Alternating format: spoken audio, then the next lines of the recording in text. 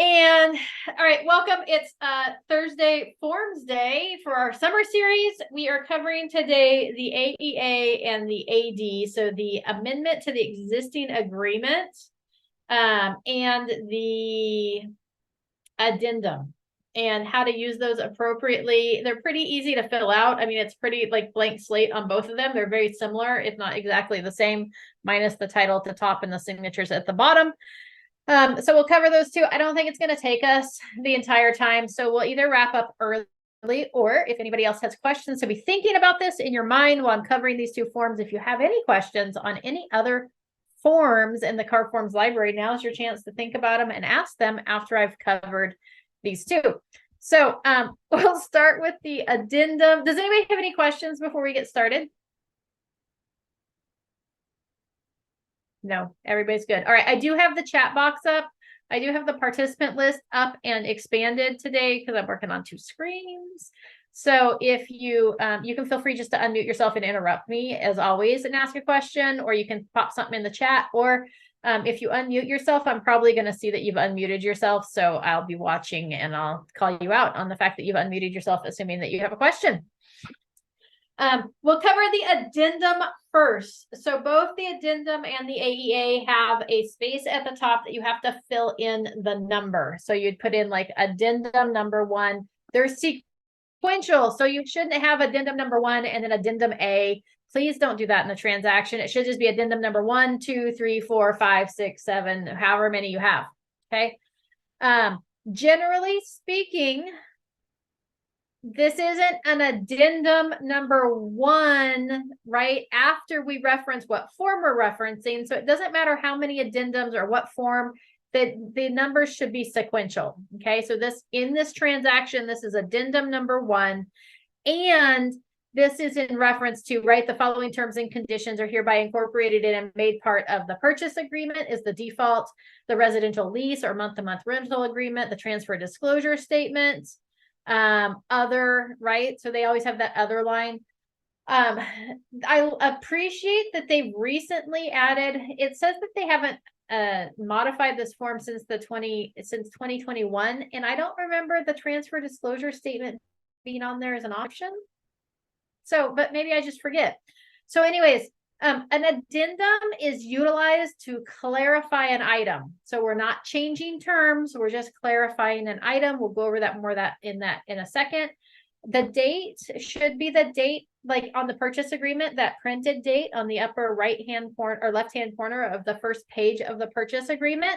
For any other form, if you need to know what the date is, because most forms don't have a date, it's going to be the date the initiator of that form signed it.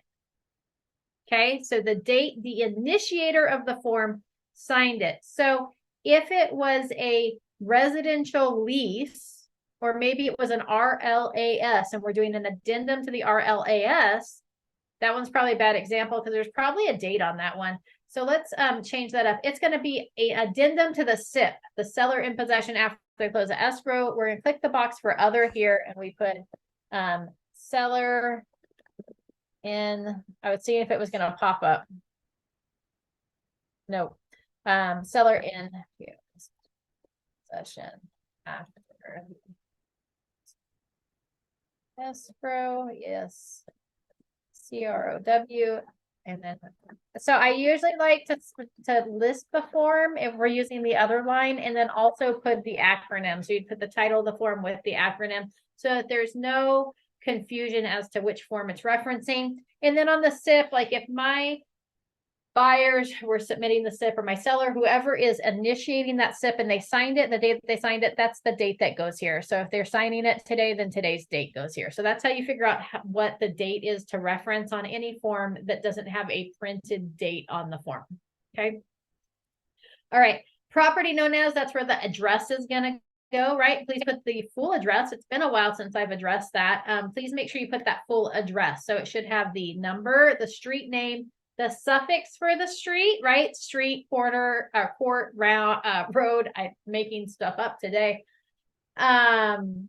parkway, right? Whatever that might be, drive, street, you're going to put it in there because remember, there might be like a 1, 2, 3 sample street and a 1, 2, 3 sample court. So we want to make sure we're referencing the right property by its physical location.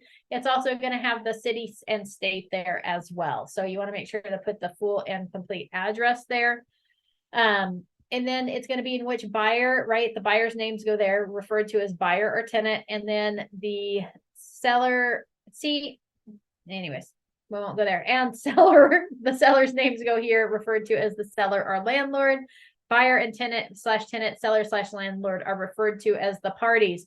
And then on this addendum, you can put anything that you want in there. Look at all those lines that you have. And if you were to happen to fill up all those lines, it would automatically roll to a text overflow addendum. So then you would have an addendum to the addendum called the text overflow addendum. You actually can't find that one. It just magically appears anytime you go over the lines on it. So it'd be an addendum number 1. We're referencing the seller in possession after the close of escrow. And then so you may put in terms there like first 14 days of possession at no cost to the seller. The remaining days will be buyer's EITI prorated for 30 days. Prorated based on.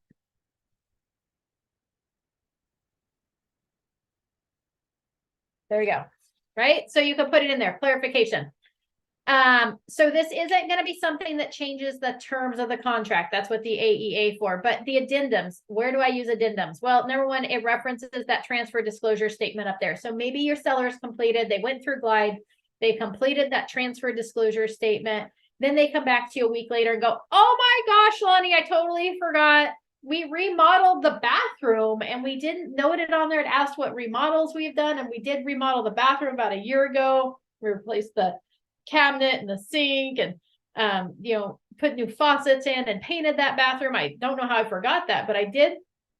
We wouldn't have them redo the transfer disclosure statement because the transfer disclosure statement is done, filled out, it's signed, it's over. We only have 1 copy of that. Okay, we don't go back in there and redo it. But what we would do is we would do an addendum to the transfer disclosure statement where then the sellers could go in there and put that information in that addendum to clarify the additional work or repairs or things that they forgot to disclose on the transfer disclosure statement. It would also be appropriate to see, you know, we could reference the transfer disclosure statement here. Take that out. Oops. And you could put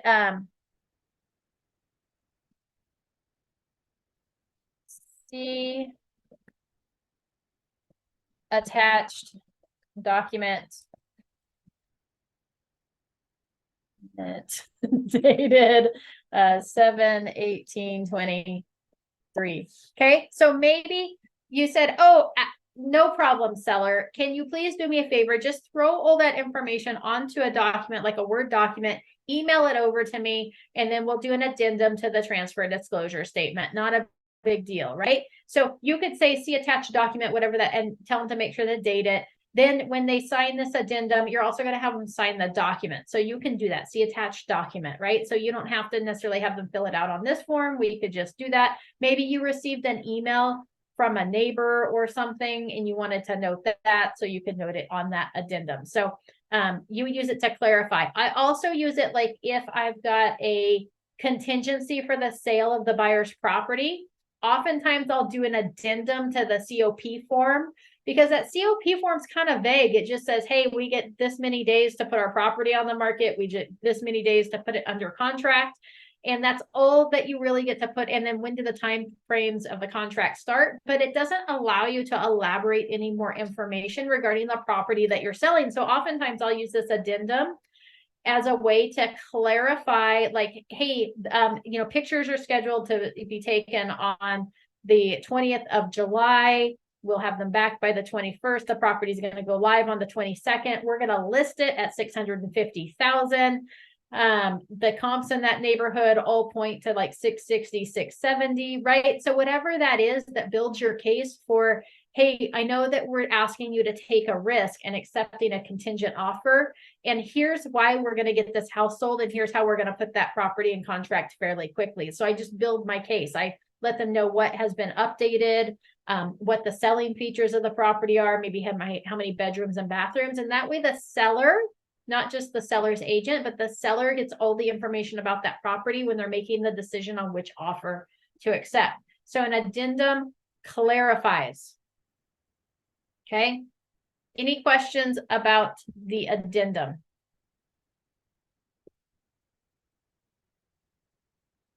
Okay. At the bottom, it just says the foregoing terms and conditions are hereby agreed to, and the undersigned acknowledge receipt of a copy of this addendum. Buyer signs, seller signs. Notice there's no place to reject it, which means we're not changing terms. We're just adding clarification. Okay. So like if we have a repair request and we negotiate in a closing cost credit, not going to be on the addendum because we're changing the terms of the agreement by doing a credit. Okay. So that would be on an AEA. So we'll go ahead and move on to the AEA so you can see both forms. The AEA, amendment of the existing agreement, right? We're amending an existing agreement. So just kind of keep that in mind. An addendum clarifies, the AEA changes terms. So amendment to the existing agreement, terms number, again, these are all going to be numbered sequential, 1, 2, 3, 4, 5, 6, 7. Doesn't matter what document it reference, it should still be sequential. Keep in mind that if we put up here, well, if we put, we're on AEA number 3, meaning there was a 1 and a 2, and this one's for the credit for the repair request, and we submit number 3 to the lender, they're also going to want to see numbers 1 and 2. So make sure that you're really careful with what you put on these amendments to the existing agreement. If we're clarifying the name of like a seller or a buyer, maybe it was stated incorrectly somewhere, we would do that on an addendum or an addendum. We're not changing the terms, we're just clarifying names. Okay. Or maybe the address or the APN was incorrect. Maybe we put street instead of drive or misnumbered the APN. You would use the addendum to clarify those items. We're not actually changing the agreement. We're just clarifying what is accurate. Okay. All right. This proposal to amend the terms and conditions of the purchase agreement or residential lease, month-to-month rental agreement or other. So some sort of agreement, which was already mutually executed by parties dated blank, right? When was that signed? What's the date of that agreement? So it defaults to the purchase agreement. Again, this is still going to be the upper left-hand corner, the first page of that purchase agreement. And notice it's already mutually executed, meaning it's already in agreement. So if we had an offer out for review, and the seller said, hey, you put a deadline of the 21st at 6 p.m. and my sellers are actually out of town. They're not even getting home until late on the 21st. So we're going to need until the end of the day on the 22nd to review your offer. And you want to extend that offer. You can do that on an addendum because even though we're kind of changing the terms, right? Our offer expires on a specific date. It's not mutually executed. So we don't have an agreement in place. So we're just going to do an addendum to change the expiration date of the offer. Okay. So an amendment it's got to be already signed and agreed to by all parties. We're in it. And now we're asking to change something. Okay. Again, you're going to put the full address of the property, buyer's name, seller's names, all go in that upper section. Buyer and seller are referred to as parties. And then here, we have section 1, which allows us to outline what terms we're trying to change. Okay. So what are we trying to change? Are we adding a credit? Are we introducing that we're going to have the seller's going to remain in possession for a period of time where previous to that they weren't? What are we changing on the agreement? We're going to outline this here. So maybe we're going to put in the seller to credit buyer $4,000. Oops, towards buyer's closing costs.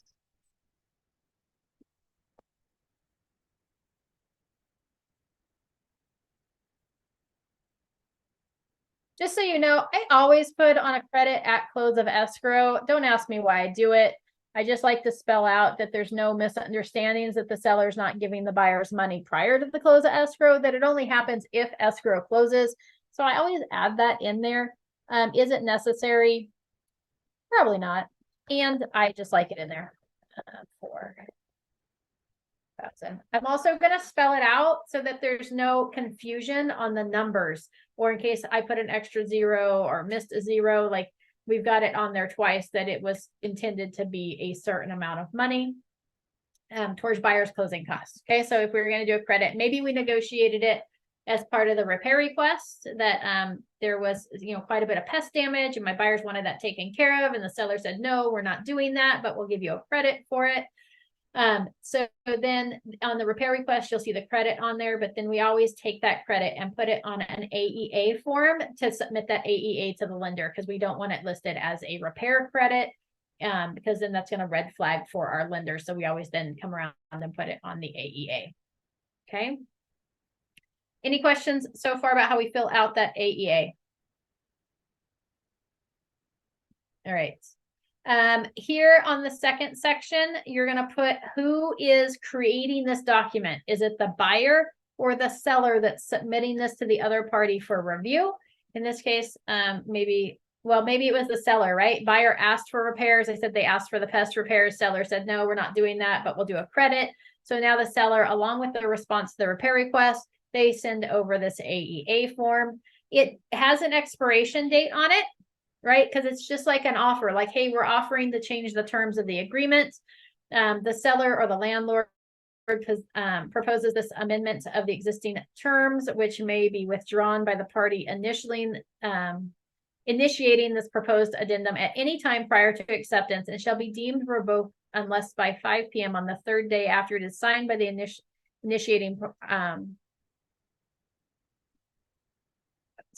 initiating party or by blank date on blank time. This proposed amendment is signed by the other party, and a copy of this amendment is delivered to the initiating party. So, right, so the initiating party, whoever's creating this form, the default is to expire 3 days by 5 p.m. on the third day after the initiating party signs it. Okay, right? So not like a date that we threw on it. This one doesn't have a date up top, but the expiration is if seller 1 signs today and then seller 2 doesn't sign until tomorrow morning at 9 a.m., then the expiration roll starts at 9 a.m. tomorrow morning. Okay, it's 3 days at 5 p.m. from tomorrow. Okay, so that's how that works. And then the other party has the ability to either accept it or reject it. The foregoing terms and conditions amending the existing agreement are hereby accepted, and the undersigned agrees to the above terms and conditions and acknowledges receipt of a copy of this amendment of the existing agreement terms. Upon acceptance, this amendment shall be deemed incorporated into the agreement. Notice that when I check the seller up here, it automatically checked these sellers boxes, and now it's also automatically checked the buyer's boxes. If I checked the buyer was the one initiating this document, then see it checks buyers up here and sellers for you down there. So it does all the work for you. Buyers have the right to sign. If the buyers are like, no, we don't agree to that, then we're going to put amendment not accepted. And here it's going to be whoever is rejecting this, and section 3 is going to initial here. This amendment was not accepted by the buyer, tenant, seller, landlord on blank date. So we're also going to date it. So you can, in your forms library, you would, when you go to sign it on the e-signatures, you would put the initials here and then throw a date box in there so that when they initial it, it also dates it. Okay, so it doesn't, this is why we like this form, is it can either be accepted or rejected. So if somebody agrees to the change of terms, then we're good and we're moving forward. But if somebody disagrees, then we don't accept it. So maybe the seller responded to our repair request and said, hey, we're not doing the repairs and we'll do a credit of $4,000, but maybe the pest repairs came out to a quote of like $7,000. So they're trying to get off the hook for less. And the buyers are like, no, we don't accept your $4,000. We don't just rip this amendment up and throw it away. We come down here and we say, hey, we didn't accept this. on this date. And then they could always do a new repair request and ask for, you know, $5,000 or $7,000. They could submit a new amendment. And we would label that one amendment number. Well, this was 3, so we'd label it amendment number 4, right? So even if they don't accept it, we're going to reject it. And then the next one we continue the numbering of these forms sequentially. Does that make sense to everybody?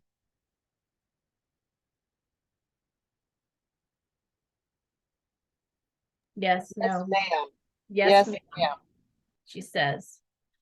Fabulous. Okay, so an amendment changes the terms of an existing agreement. So anything that's in that purchase agreement, if we're changing the terms, we're not just clarifying something or fixing something, right? If we're changing terms, it needs to go on an amendment. And if we're just clarifying, then it goes on that addendum. Okay, clarification, further information, it goes on the addendum. And again, not to be confused with a text overflow addendum. If I filled up all the lines on one of these forms, it would roll to a text overflow addendum for which we have no control over. Those just get added automatically. And generally speaking, they don't even show up until you go to send it out for signatures. Okay. There's your 2 forms for today, the addendum and the amendment. And we talked about these both on the same day because they get confused all the time. In fact, until about 3 years ago, this amendment to the existing agreement, I don't know if it didn't even exist or we just didn't know it existed. One of the two, but we never used it. We always used we always used the addendum for everything. And there was no place to agree or disagree. If we rejected it, we would just put, you know, rejected or whatever down here. And then, but there was no place. So I like this amendment because it gives both parties the ability to agree or reject. And it clarifies that, hey, we're changing terms. So anytime we change terms, it's on there. Now, sometimes what'll happen is you'll have agents. They're usually more experienced agents that have been around the block for a while. And they still don't realize this form exists or why you would ever use it. So they respond to your repair request and say, hey, we're willing to offer a credit. They come in and they put that credit on the addendum. And then you're like, man, that's the wrong form. Should I just sign it and agree to it? Or what should we do? And what you should do is you should come down here and write rejected CAEA, or you could even put, instead of rejected, you could put incorrect form CAEA number 1 dated this date, right? And then you could draw up an AEA. Oftentimes I will ask the other agent, whoever submitted this on the wrong form, to please submit it on the right form. And sometimes they do, and sometimes they don't. So hopefully they do. We had that recently on Maciel's transaction where we had a very experienced agent who liked to remind us how experienced he was.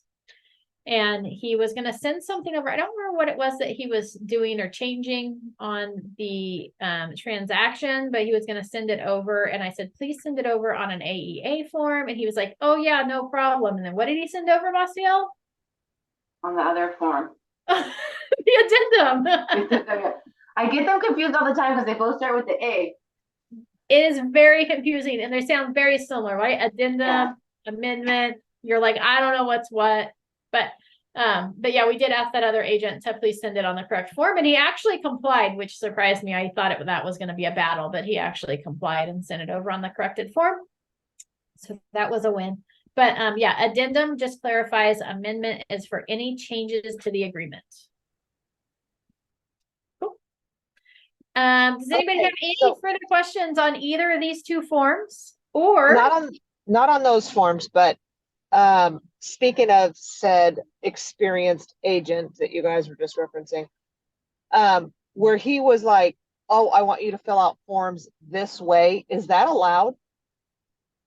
Oh, okay. So that's a good question. So we had this very experienced agent who an offer was submitted to him and he was like, well, instead of a counter offer, I would like you to revise your form. And here's an example of how we do things here. And he sent over a fully executed purchase. Well, it wasn't fully executed, it wasn't signed, but a fully filled out purchase agreement and expected us to copy everything that he had on there. Can he do that? Legally, no. Legally, no. Like we didn't have to adhere to his demands that way. It was kind of just please don't ever do that to other agents. It's not good etiquette. And I don't know, I mean, legally, you don't have to agree to everything that he put on there. And he wasn't like he submitted a purchase offer to us with our buyers' names on it. He just submitted us an offer. It actually had other people's names on it, which is a whole nother issue. And then expected us to copy it and kind of fill it out. So what are the benefits versus, you know, the pros versus the cons? We were trying to get our offer accepted, and he wasn't the easiest to work with agent, and we knew that in order to get our offer accepted, that we needed to have it match pretty close to what he sent over in order to make that happen, so that he didn't counter us. So you have no requirement to comply with that request. And if everything's agreeable to your buyer and you're trying to get an offer accepted, it might be a good idea to go ahead and do that, because otherwise what's probably going to happen is you're going to keep your offer as is and submit it, and he's going to be really irritated, and then he's going to counter you on all those terms anyways. So he just kind of gave us a window into what that counter was going to look like, so that we could appropriately complete our purchase agreement before we submitted it to him. So Anastasia, to answer your question, legally, you know, he can't force you to, and with your client's best interest in mind, if they're agreeable to all those items, being on the purchase contract, then you may want to comply in order to get your offer accepted. How's that for an answer?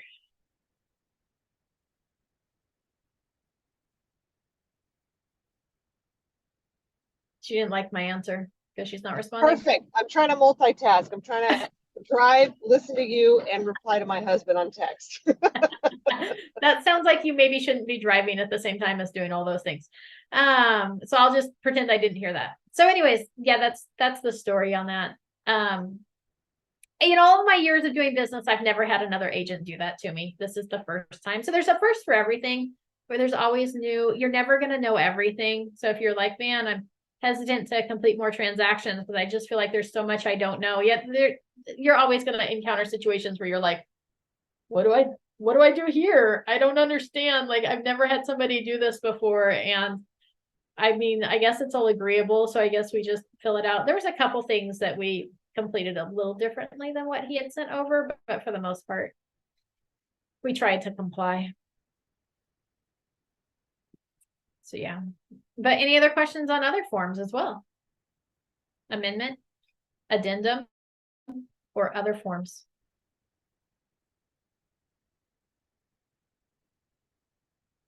No. Oh, that was a bonus. I got to see my husband. Woohoo! Anyway, no, I'm good on any other. I don't think there's any other that I have.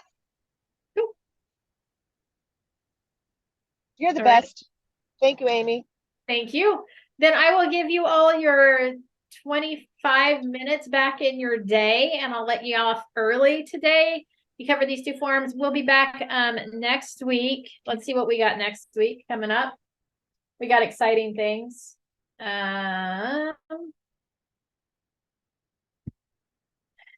Oh, next week would be not Friday. I was looking at Friday. Let's see. Tuesday at 3 o'clock, we have open Q&A at 3 o'clock on Tuesday. So anything that you may have questions on lead generation, lead follow-up, contracts, whatever you can think of, open Q&A on Tuesday at 3 o'clock. I try to do one of those a month in our summer series. On Wednesday at 9 a.m., we are going to be covering some scripts, talking about those, how to handle conversations in real estate.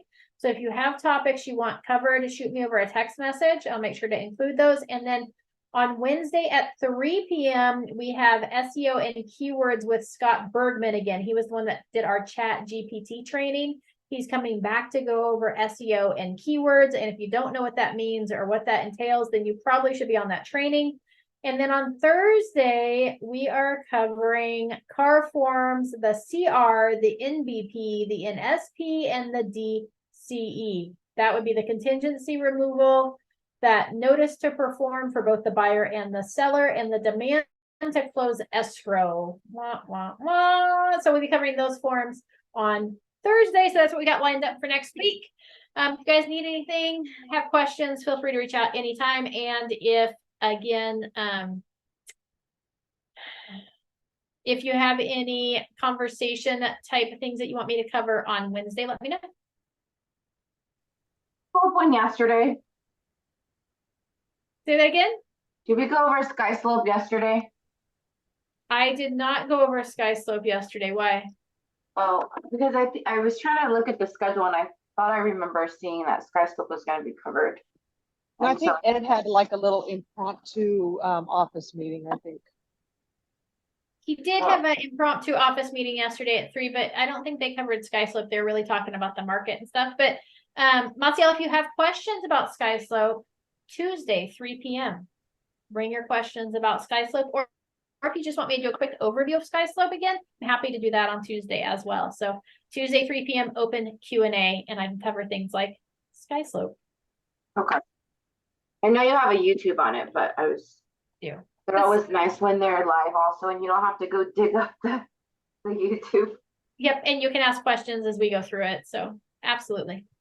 Or if you have one quick question, you can always call Melina. She's really good too. If Amy's not available. Always available. All right. Amy's always available. I don't know about that, but that was probably a misrepresentation of my time by me, but I am available. So holler at me if you guys need anything. I will see you next Tuesday at 3 o'clock for open Q&A. Bring your questions with you. And if you need anything between now and then, reach out. Have a good day. Don't forget to log your attendance. Yeah, don't forget to log your attendance. Abby just put it in the chat a few minutes ago, so throw that in there. And if there's any other trainings you want to see coming up, throw that in that little added bonus box where you can put trainings that you want to see. We do have the summer schedule set in stone, pretty close set in stone through the end of August. But then come September, October, November, we'll be putting together a new schedule. Some of that's going to be about, we're going to introduce the Rev Up again through that series. And then also we'll be diving in October, talking about setting yourself up for success for next year, like how to put your business plan together, how to figure out what you're going to do and how many contacts you need and all of that stuff and how to outline it on your calendar. So we'll do a whole series on that. It'll be fun. Probably like a whole week on that. Okay, fabulous. Have an amazing day, and we'll see you on Tuesday. Bye, everybody. Have a good day.